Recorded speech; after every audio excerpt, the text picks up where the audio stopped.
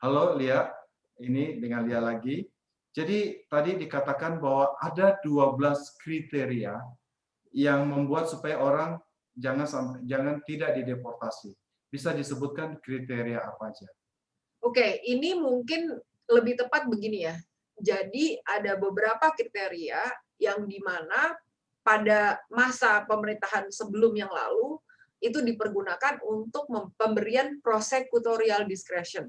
Hmm. Tadi kan kita udah bicara mengenai apa itu prosecutorial discretion ya. Misalkan kita menyebutnya itu mitigating factors. Misalkan nomor satu, berapa lama orang itu tinggal di sini? Oke, kita Oke. mulai. Kriteria itu yang satu yang bisa membuat orang supaya misalnya kamu dapat surat dari imigrasi, kamu harus deportasi. Nah, ini tapi ada 12 kriteria yang membuat supaya kamu tidak usah dideportasi. Apakah itu nomor satu adalah? Misalkan berapa lama orang itu tinggal di sini. Jadi kalau misalkan orang itu udah tinggal lama, mungkin orang imigrasi itu akan lebih dalam tanda kutip lebih paham mengenai situasinya dia masing-masing gitu ya. Oke. Nah, Jadi period orang berapa lama tinggal ilegal di sini, misalnya 15 tahun dengan 2 tahun akan beda pertimbangannya, begitu? ya. Oke. Yang kedua, Nah, yang kedua misalkan orang-orang itu pernah serve di military atau punya keluarga yang pernah serve di military, keluarga dan juga community ties di Amerika. oh begitu. Jadi kalau dia punya keluarga, anaknya misalnya papanya ilegal, anaknya serve di military, itu bisa jadi pertimbangan. Bukan cuma jadi pertimbangan, kalau itu memang jadi ada relief khusus. Ada Gitu lima. ya. Oke, nomor 3. Lalu setelah itu orang itu masuk ke Amerikanya seperti apa? Oke. Kalau sebagai turis, Ya kalau sebagai turis ya setidak-tidaknya itu kan nggak nyebrang dari southern border atau Canadian border, toh? oh gitu. Jadi Gitu maksudnya ya. legal gitu, maksudnya legal. Kalau ini mungkin nggak terlalu apply untuk orang Indonesia karena seumur hidup saya nggak pernah ngelihat orang Indonesia yang nyebrang dari Meksiko atau nyebrang dari Kanada. Iya, enggak ada. Sampai hari ini belum, 20 tahun saya praktek. Jadi itu tidak applicable. Nomor 4. Prior immigration history. Prior immigration history itu misalkan ya, kalau misalkan dulu orang ini pernah pegang visa apa, pernah melanggar ini, pernah melanggar itu. Jadi itu intinya prior immigration history. Itu bisa membantu untuk meringankan supaya tidak deportasi, gitu ya. Bisa membantu tapi juga bisa memberatkan, jangan salah ya. Pokoknya kira-kira gitu. Nomor 5. Status orang itu pada saat ini. Oke. Jadi kalau misalkan ya begini ya, let's say ini saya kasih contoh. Orang-orang yang memegang PR yang ditangkap melakukan kejahatan, oke? Itu akan seenggak-enggaknya pemrosesannya lebih ringan daripada orang yang nggak ada status sama sekali atau hanya pemegang visa.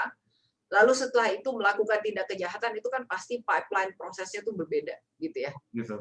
Jadi dua orang yang sama si A dan B sama-sama melakukan ilegal, tapi status mereka satu ilegal, satu ini legal akan menentukan outcome, gitu ya. Betul, iya. Berikut 6. Apa? Berikutnya apalagi nomor 6? Sejarah pekerjaan, riwayat pekerjaan. Oh, kenapa? Orang kerja lebih lama, kerjanya permanen atau tidak menentu, itu menentukan juga. Atau Ya intinya kan begini ya, kalau Anda bekerja di suatu tempat selama 10 tahun itu kan menunjukkan stabilitas toh.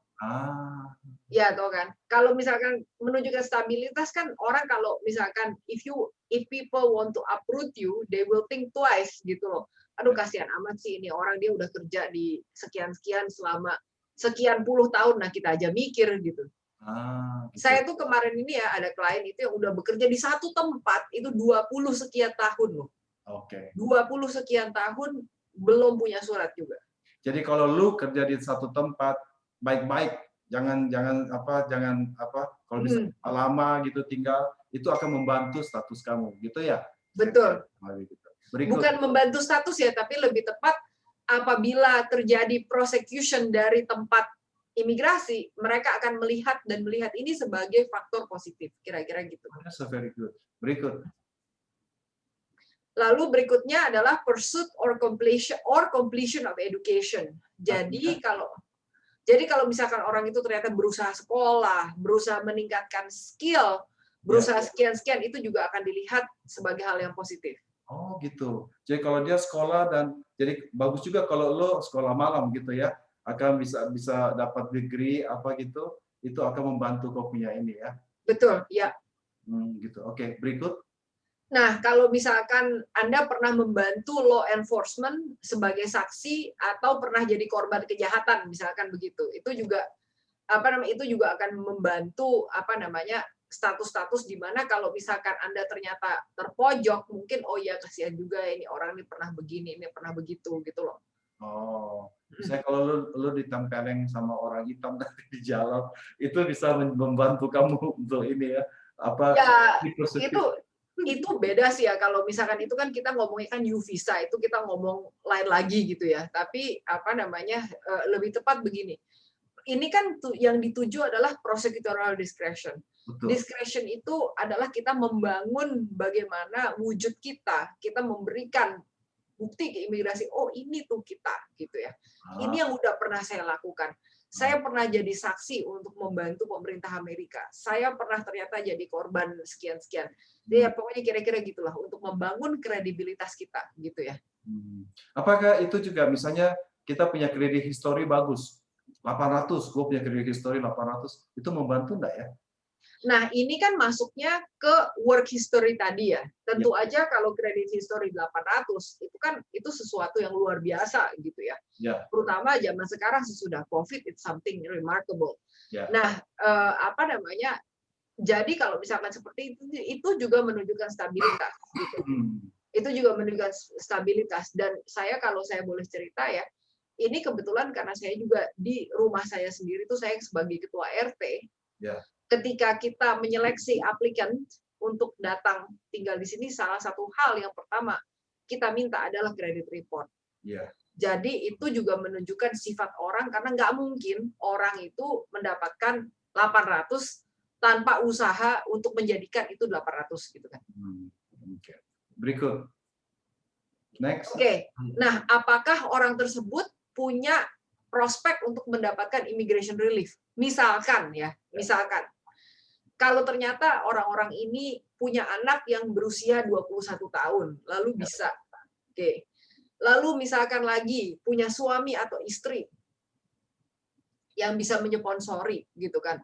Atau suami atau istrinya udah di pipeline, lalu setelah itu bisa ngangkat yang salah satunya lagi. Misalkan ada sponsorship dari pekerjaan yang sedang jalan, lalu setelah itu akan selesai dalam tempo sekian-sekian. Itu akan jadi faktor yang positif. Gitu. Jadi faktor dari family, faktor bos, lu baik-baikin sama bos lu. Jadi bos lu bisa bantuin itu ya, kasih rekomendasi yang bagus gitu.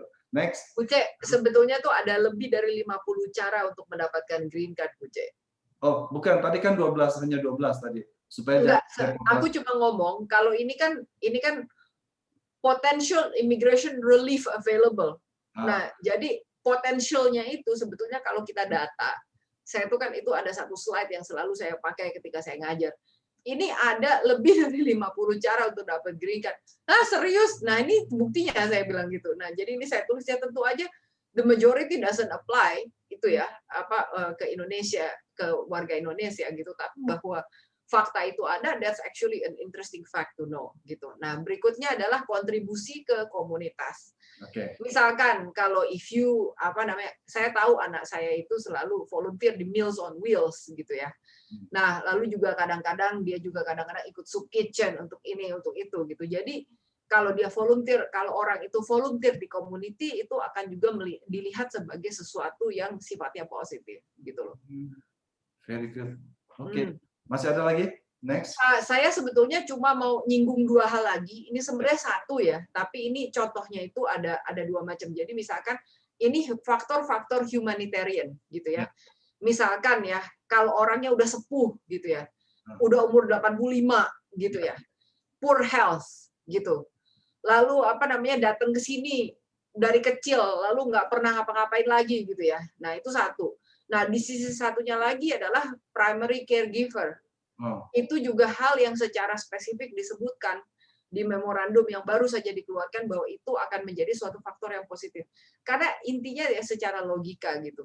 Kalau misalkan orangnya nggak dikasih tinggal lah, itu so posing ngurusi orang tua nih.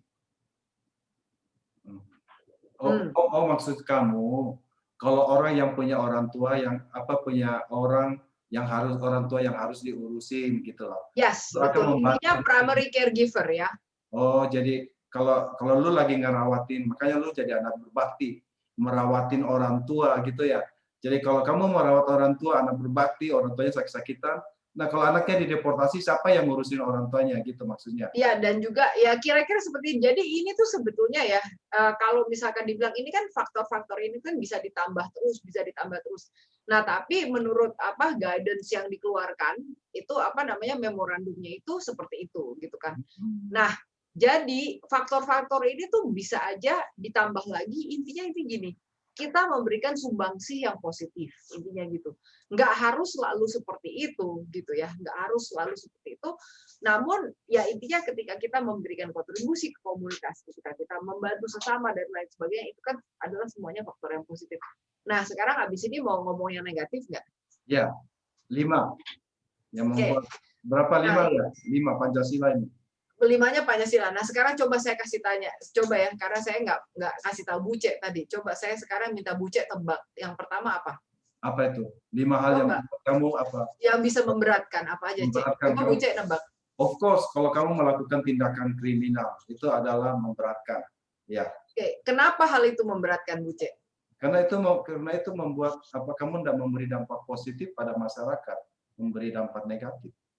Oke, nah Buce bener tuh nomor 1. Nah sekarang ada lagi nggak nomor 2 coba? Nomor 2, kalau saya kira yang akan memberatkan kalau kamu bohong. Oke. Ya, sesuai dengan ini yang seperti yang kamu bilangin, mereka itu bisa jadi memberatkan. Oke, betul. Oke. Jadi membohong, tindak kriminal, bohong. Yang ketiga, kamu membahayakan negara, misalnya lu teroris. Oke. Kalau tiba-tiba bisa jadi tembak-tembakin orang, itu memberatkan. Oke, terus apa lagi, Bu Cek? 2 lagi ya? Itu betul, 3-tiganya itu masuk di kategori itu apa enggak? Yang ketiga itu tadi sebetulnya bisa dimasukkan ke criminal history ya. Criminal history ya. Criminal history, tapi setidak-tidaknya, jadi begini, ini apa yang tertulis di kertas itu nggak semata-mata hanya itu saja gitu, tapi itu semua faktor-faktor yang itu. Nah, coba sekarang saya kasih contoh, saya coba tanya gantian, saya wawancara Buce. Coba kasih contoh satu lagi, Buce. Kalau saya jadi pemerintah ya, saya mau deportasi orang-orang yang give up, menyerah. Oke. Nah, sekarang ini jadi gini ya. Kalau yang tertulis itu adalah ada criminal history, partisipasi in persecution of others, atau yang melanggar hukum, human rights. Oke. Ya. Misalnya mukulin istri lu bisa dideportasi ya?